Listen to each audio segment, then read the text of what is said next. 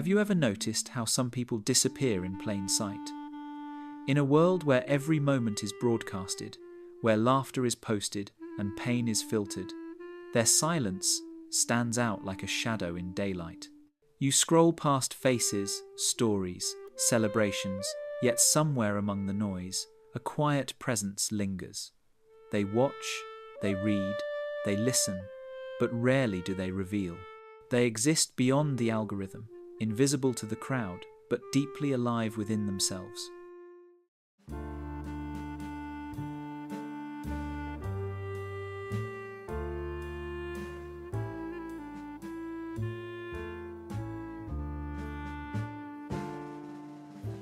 It's easy to assume they're shy, withdrawn, or disinterested, but their silence often hides something sacred, a choice to keep their life unexposed in a world obsessed with exposure.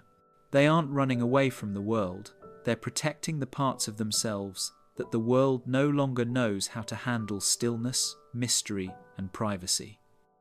There's something almost radical about that now, because to be unseen in an age of performance is to reclaim something powerful, ownership over your soul. Imagine standing in a room where everyone is shouting to be heard. The lights flash, the air buzzes with approval and comparison, and you quietly step back into the corner, not out of fear, but out of peace. You watch the chaos unfold, the endless chase for validation, the subtle performance of happiness, and you realize that somewhere along the way, being seen became more important than being real.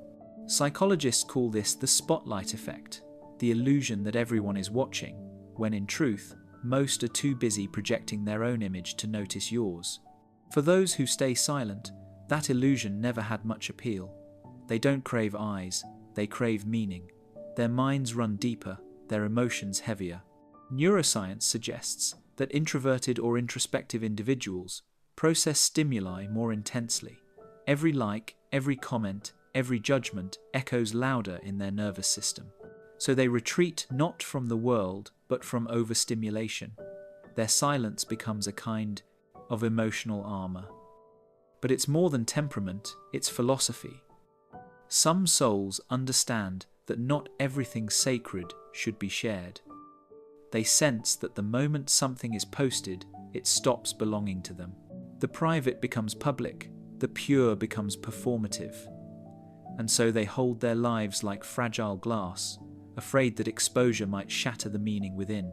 Perhaps you know someone like that, or perhaps you are one of them, the one who feels invisible but also strangely free, who finds peace not in likes, but in solitude, who understands that the loudest voices are often the emptiest, and that silence, when chosen, can be a declaration of strength. To understand that kind of silence, the kind born not from fear, but from depth, you must go back to where it all began, long before there were screens, long before validation had numbers.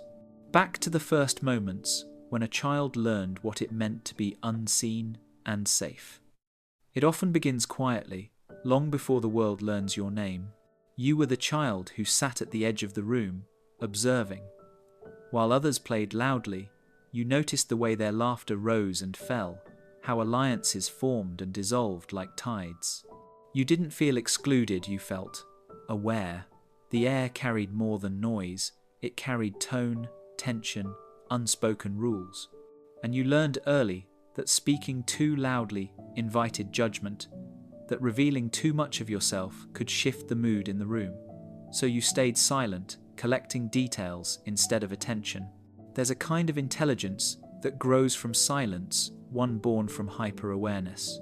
Psychologists call it vigilant attachment, when a child's nervous system learns to scan for emotional safety instead of simply existing within it. If your parents fought, if love felt conditional, if approval came with strings, your body memorized that pattern. You learned to monitor rather than express, to think before you felt. The mind became your shelter, the inner world your safest room. You began to understand that privacy wasn't secrecy, it was protection. When you drew or wrote or built imaginary worlds, they were yours alone. You felt safest when no one was watching. because when no one watched, you couldn't be misunderstood. That's the paradox of the quiet child. Their inner world is vast, intricate, luminous, but few ever see it. The more beautiful it grows, the more fiercely they guard it. In neuroscience, this pattern has a name: avoidant attachment. When affection feels inconsistent, the brain adapts by reducing visible need. Children stop reaching out, not because they stop feeling, but because feeling becomes dangerous. They learn to survive by being unseen. Over time, that defense becomes identity. You stop seeking validation from others and start creating meaning from solitude. You become the observer, the one who understands without interrupting, who listens deeply but rarely reveals. And in a world that teaches children to perform, to smile on cue, to show their best side, to be likable, that kind of inwardness feels alien. Teachers may call it shyness, parents may call it stubbornness, but what they're really seeing is self-preservation.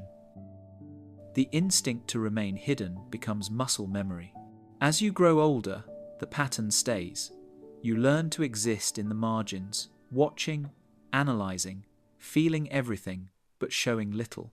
The child who once drew in the corner becomes the adult who rarely posts, rarely performs, rarely plays the game of visibility.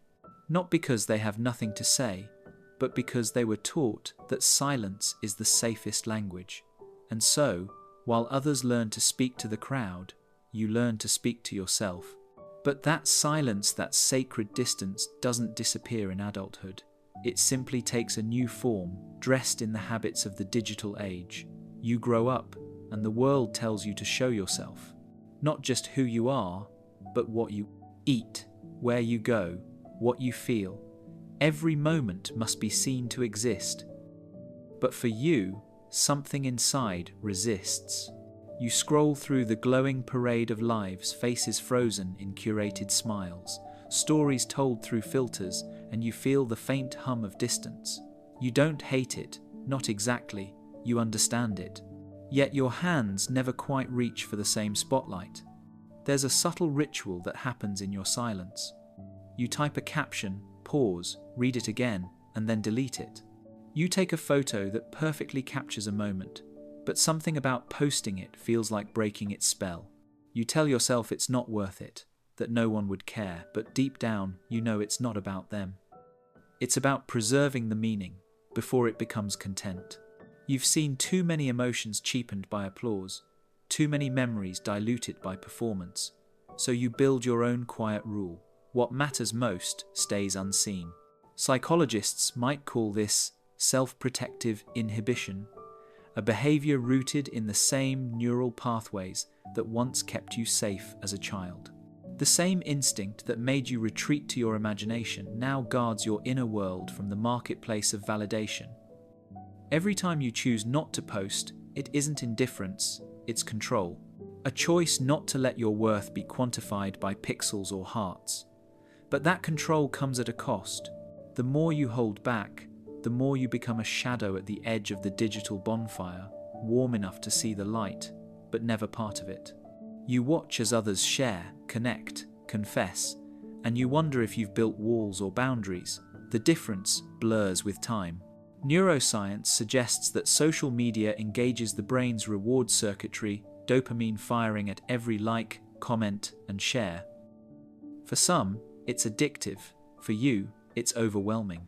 The emotional noise feels invasive, like standing too close to a speaker turned all the way up. So you retreat to the margins, observing the spectacle, decoding its rhythms, but refusing to dance. You wear what could be called a mask of stillness, an armor made of restraint, and in that stillness, something beautiful and dangerous grows. You begin to cultivate invisibility as identity, not as weakness, but as rebellion. In a culture where everyone performs authenticity, you find freedom in being unreadable. You become the mirror no one can fully see through. Yet somewhere beneath that calm exterior, a quieter truth stirs the longing to be known without being consumed, to be visible without losing your mystery.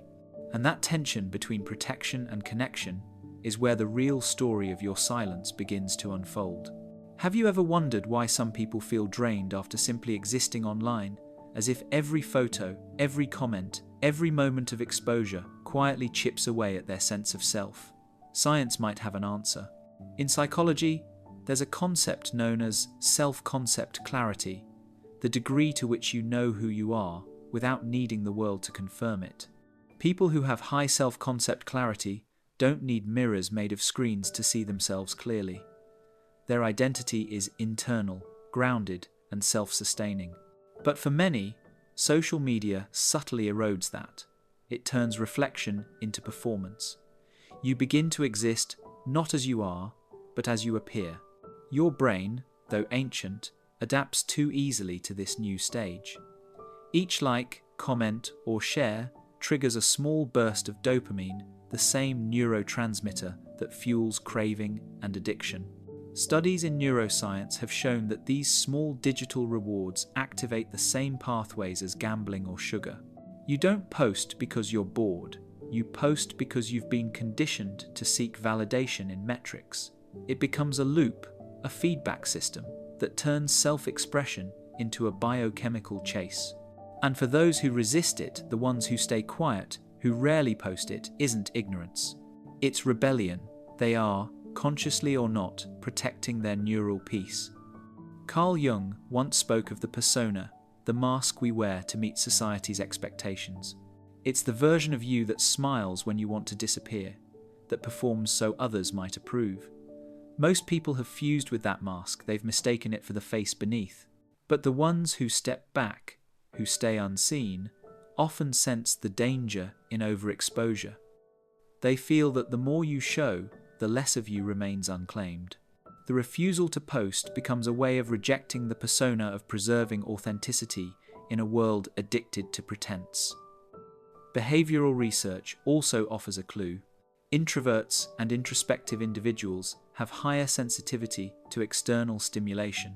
Their nervous systems react more strongly to attention, noise, and feedback. Constant visibility exhausts them. Privacy, for them, isn't avoidance, it's regulation, like a muscle protecting itself from strain. Psychologists studying digital minimalism have found that people who intentionally limit online sharing report greater emotional stability and focus. The quiet isn't emptiness, it's coherence. So when you choose not to post, when you close the app instead of uploading your life, it isn't indifference. It's an act of quiet control in a world designed to scatter your attention, your worth, your sense of being. You are choosing coherence over chaos, identity over image. And yet, even the most self-contained minds can feel the tremor of isolation. Because the same silence that protects you can also begin to separate you. And that's where the shadow begins to form. There comes a moment when silence, once a sanctuary, begins to echo back emptiness. You tell yourself it's peace that you've finally escaped the noise, but sometimes, in the stillness, you hear something else. The faint ache of being forgotten. You scroll through the lives of others, like a ghost at a window, never knocking, never entering. You tell yourself you prefer it this way. But late at night, when the screen goes black, the quiet feels heavier than calm. It feels like distance. This is the hidden cost of detachment, the paradox of the guarded heart. You want to be known, but not exposed. Seen, but not studied. Loved, but never misunderstood. You crave connection, yet fear the vulnerability it demands. So you keep building walls disguised as boundaries, telling yourself you're protecting your peace, when in truth, you might just be protecting your pain. Psychologists call this avoidance coping, the tendency to withdraw from discomfort rather than confront it. It's a defense mechanism born from early lessons that honesty can wound, that visibility invites judgment. Over time, it becomes instinct. You learn to keep your thoughts unspoken, your emotions folded neatly behind the ribs. The world only sees your calm, the carefully curated stillness of someone who doesn't need attention. But beneath that calm lives a deeper hunger, the desire to be recognized without having to perform. You become like a lighthouse that never lights itself, standing tall, watching from a distance, guiding others while remaining unseen. Your inner world blooms in darkness, private and untouched, but even the most beautiful garden withers without sunlight. Over time, the isolation starts to blur your reflection. You begin to wonder, if no one ever truly sees you, do you still exist in full color? Neuroscience tells us that humans are wired for connection, that social isolation activates the same regions in the brain as physical pain. The mind interprets distance as danger. But when silence becomes identity, you stop reaching for warmth even when you're cold. The observer self, once a shield, transforms into a cell. You start to mistake emotional detachment for strength, self-sufficiency for freedom. And yet, beneath that armor, your humanity trembles, wanting to be touched, understood, remembered. So you linger in the gray zone between solitude and loneliness, too private to share, too aware to belong. You start to realize that invisibility, when chosen too often, begins to consume you. You fade not because the world ignores you, but because you've mastered the art of erasing yourself. But what if this silence isn't entirely your fault? What if the world itself, with its judgment, noise, and relentless demand for performance, taught you that it was safer not to be seen? You were born into a world that tells you visibility is survival, that to be unseen is to be irrelevant. From the moment you could hold a device, you were taught that existence requires proof, likes, views, metrics that pulse like a digital heartbeat. Every achievement, every emotion, every fleeting moment is uploaded, time-stamped, and archived. The world does not just ask you to live, it demands you broadcast it. And so, the unspoken rule emerges. If you are not visible, you are not real. This belief isn't accidental. It's the product of a culture that learned to monetize your gaze. Capitalism turned attention into currency, and in doing so, made silence feel like failure. The platforms that promise connection are built on your exhibition, your data, your image, your time. You are told that expression is empowerment, but often it's just extraction in disguise. Every post is a transaction, every like a small payment toward your self-worth. You begin to equate being seen with being safe, as if the algorithm could ever love you back. Yet deep down, you sense the hollowness of it all. You notice how digital intimacy feels strangely cold, how the more people share, the lonelier they seem. Psychologists call it social comparison theory, the tendency to measure your worth against the images of others. The irony is painful. The more we reveal, the less we are known. Our lives become performances for audiences we can't see, feeding an invisible machine that never blinks. Michel Foucault once described a concept called the panopticon, a prison where the watched internalize surveillance until they police themselves. You live in its modern form.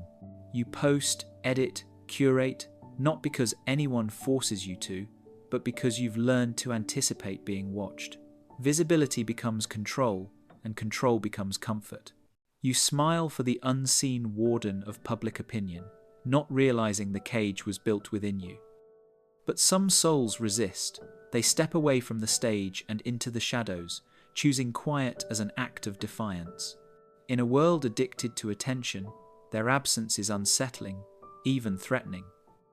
They remind us that true freedom may not come from being noticed, but from being untethered. Their silence says what no caption can, that meaning doesn't need an audience, that life, in its truest form, was never meant to be a performance. And maybe that's what scares the world most, those who cannot be sold, scanned, or quantified. Those who understand that the self, once given away for validation, is no longer fully theirs. Yet beyond that silence lies something powerful, not rejection of the world, but reclamation of self. Because to disappear, even briefly, in a world obsessed with attention, might be the only real way to exist. There's a particular kind of loneliness that comes not from being alone, but from being unseen. You might sit in a room full of people, their voices echoing through the air, their laughter stitched into the background, and yet there's a quiet ache in your chest that no sound can reach. You've built a life of silence, of privacy, of self-containment. But sometimes, late at night, when the glow of your phone screen illuminates your face, you catch yourself scrolling through a world that seems endlessly connected, and you wonder when you started to fade from it. You tell yourself it's by choice, that not posting, not performing, not sharing is a form of peace. And it is, until it isn't. Because silence, for all its beauty, has a shadow. The world doesn't always understand quiet souls. They call you mysterious, guarded, even arrogant. They mistake your stillness for coldness. They don't see the hours you spend listening, thinking, feeling deeply, but saying little. They only see the empty space where your presence should have been, and they fill it with their own assumptions. Psychologists speak of the fundamental need for belonging, the innate human desire to be known, to be seen, to be mirrored back by others. When that mirror stays blank for too long, your reflection begins to distort. You start to question your place in the world, to wonder if your silence has made you invisible. Neuroscience shows that the same regions of the brain that process physical pain also light up during social rejection or neglect. So the ache you feel, that invisible weight in your chest, is not imagined. It's your body remembering that to be unseen is to be half alive. You craft messages and never send them. You write captions, then delete them. You take photos of moments no one will ever witness: the sunlight falling across your room, the small victory you never share. Over time, your inner life becomes both your sanctuary and your cage. You are safe inside it, but untouched by the world beyond. The longer you remain unseen, the more you begin to dissolve into abstraction, a name in someone's memory, a quiet presence that never became a story. It's a strange paradox. You crave authenticity, but fear exposure. You want to be known, but not consumed. And in that fragile in-between, you begin to understand the cost of invisibility. Not posting becomes more than a choice. It becomes an identity, one built on control but haunted by absence. You tell yourself you prefer the shadows. Yet some nights, when no one's watching, you scroll through your old photos and whisper a silent question, not to the world, but to yourself. If no one ever truly sees you, do you still exist in full color? And that's when the ache deepens, when you realize that silence, left unchecked, can turn from strength into disappearance. There comes a point where hiding begins to feel heavier than being seen. You've carried your silence like armor, protecting the most sacred parts of yourself from distortion. But the longer you remain unseen, the more your inner world starts to collapse inward, beautiful, yes, but airless. You begin to wonder if there's a way to step into the light without burning, to exist openly without losing the private gravity of who you are. Healing begins there, not in exposure, but in intention. In realizing that being seen doesn't have to mean being consumed. You can share your truth without surrendering your soul. You can be visible without performing. Psychologists call this self-differentiation, the ability to stay connected to others while remaining true to yourself. It's the quiet art of balance, of showing up without shapeshifting, of expressing without explaining, of revealing without unraveling. You start small. You post something that feels honest, not curated, a glimpse, not a performance, maybe a sentence that carries meaning for you, or an image that feels real. Not because you need approval, but because it's your way of saying, I'm here. The act isn't about validation, it's about participation, about rejoining a world you once stepped away from. In therapy, they call this vulnerability as strength, the courage to let yourself be seen, knowing that what's authentic may not always be applauded. But that's the point. You're not seeking applause. You're seeking alignment. Neuroscience tells us that connection soothes the nervous system. Oxytocin, the bonding hormone, lowers fear responses and quiets the amygdala's alarm.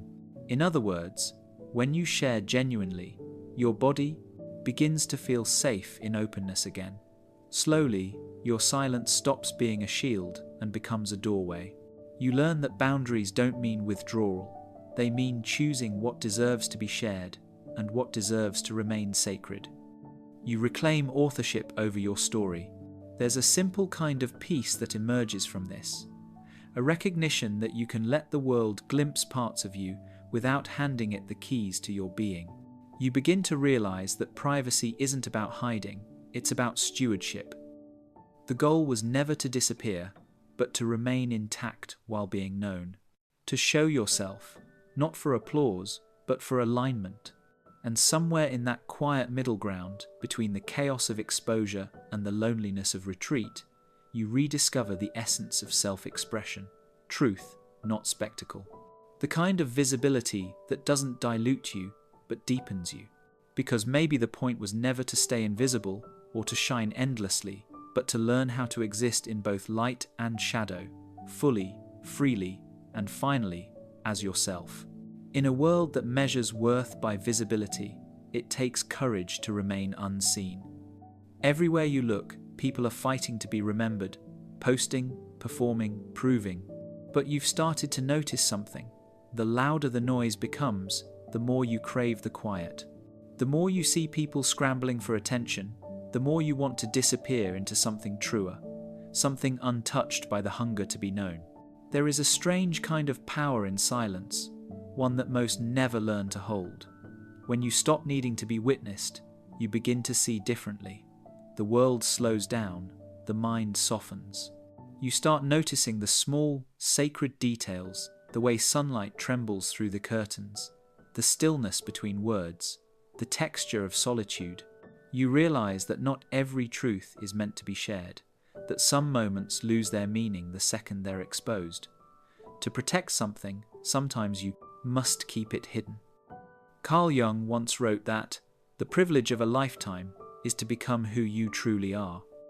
But becoming who you are doesn't always mean announcing it. Sometimes it means protecting it. The unseen life, the one that exists beneath the surface, is often the most authentic. It's where your values, thoughts, and quiet dreams take root. To live unseen is to live without distortion. It's to refuse the world's demand for performance, and to instead answer to something deeper, the quiet pulse of your own being. Philosophers like Kierkegaard called this the inward life, the journey toward authenticity that begins where applause ends. When no one's watching, you start asking real questions. Who am I when I stop proving? What remains when validation disappears? It's there, in that unlit room of self-awareness, that your truest identity begins to breathe. You begin to see that invisibility isn't absence, it's preservation. Like a monk who protects his peace through silence, or an artist who creates without ever signing his name, the unseen person carries a different kind of freedom. They are no longer bound to the eyes of others. They exist for the sake of being, not for being seen. And maybe that's the most sacred rebellion left, to choose presence over presentation, depth over display. In an age where exposure feels like existence, your restraint becomes wisdom. You don't need to shout to be significant. You don't need to be seen to be real. Because the truth is, the ones who walk quietly through this world often see it most clearly. They carry no mask, no stage, no need for applause, only the simple, luminous knowing that their unseen life is still a life worth living. And so, you fade gently into the background, not vanishing, but returning, not hiding, but finally home.